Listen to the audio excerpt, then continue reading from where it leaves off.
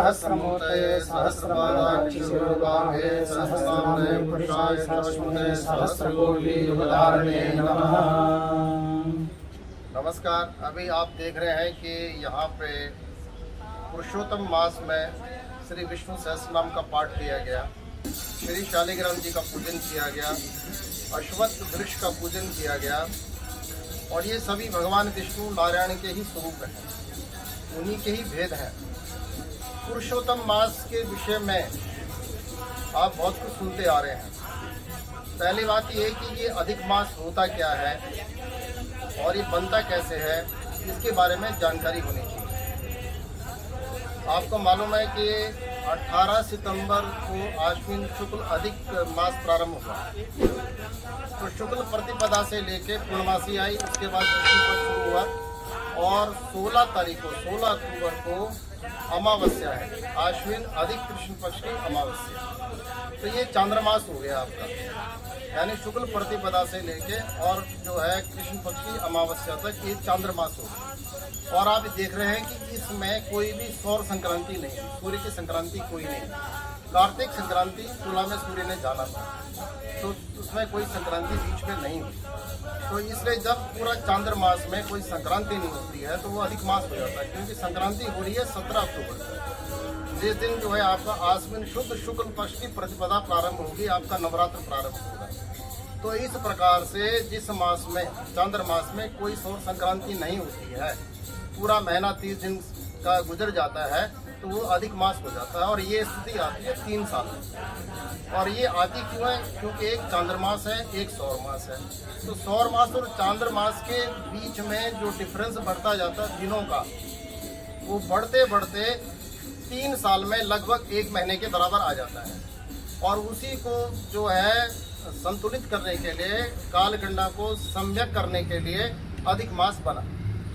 और एक 6 मास होता है, 6 मास ठीक इसके विपरीत है, उसमें चांद्रमास के अंदर ही 2 संक्रांतियां हो जाती है, वो 6 मास होता है। किंतु ये स्थिति 141 वर्षों में आती है, ये बहुत कम देखने को मिलती है। और अब रही बात पुरुषोत्तम मास, ये 13वां महीना हो गया। और इसको जो है मल मास क्यों बोला गया? मल कहते हैं जो हमारी जो काम, क्रोध, लोभ, मोह, अहंकार, ईर्ष्या, द्वेष, ये जो हमारे विकार हैं, ये मल है। और ये जो मास है, ये जो महीना है, ये इन मलों को दूर करने के लिए ही बना है। इसलिए इसमें शुभ कर्म विवाह आदि वर्जित है। इसमें केवल भगवान नारायण का पूजन, उनका कीर्तन, उनका पाठ, श्रीमद् भागवत कथा का पारायण, उनकी कथा का श्रवण, ये सारे कार्य होते हैं जो भगवान विष्णु, भगवान नारायण से संबंधित हैं। और अभी आप देख भी रहे हैं कि शालिग्राम पूजन हो रहा है, अश्वत्थ पूजन हो रहा है, श्रीमद् नारायण का कीर्तन हो रहा है, विष्णु सहस्त्र नाम का पाठ हो रहा है। तो ये सारी चीज़ें की जाती हैं। भगवान नारायण के पूजन से, उनकी कथा के श्रवण से हमारे मन के विकार दूर हो जाते हैं, हम शुद्ध और पवित्र हो जाते हैं। और इसीलिए फिर इसका नाम बन गया पुरुषोत्तम मास, क्योंकि ये मास भगवान पुरुषोत्तम अर्थात श्री विष्णु को समर्पित है, इसलिए इसका नाम पुरुषोत्तम मास है। ये साधना के लिए ही ये मास बना है।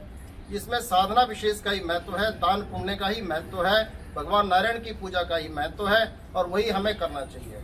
अब जब पुरुषोत्तम मास आता है तो हम क्या दान करें?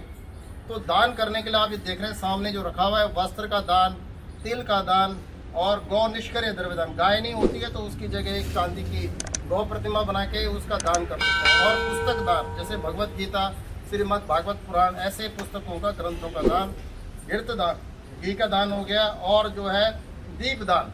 तो इस तरह का जो दान होता है, यजमान अपने पुरोहित को, ब्राह्मणों को कर सकते हैं संकल्प के साथ कि इस पुरुषोत्तम मास में मैं ये दान करता हूँ, भगवान विष्णु के निमित्त, उनके प्रीत्यर्थ ये मैं दान करता हूँ।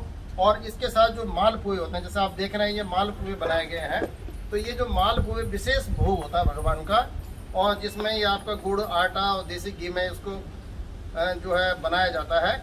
और ये 33 मालपुए 33 कोटि देवताओं को के निमित्त बनाए जाते हैं। ये मालपुए का भी भोग लगता है भगवान विष्णु को, और इसका भी बड़ा महत्व है।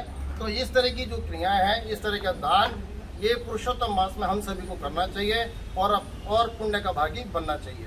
ओम शांति।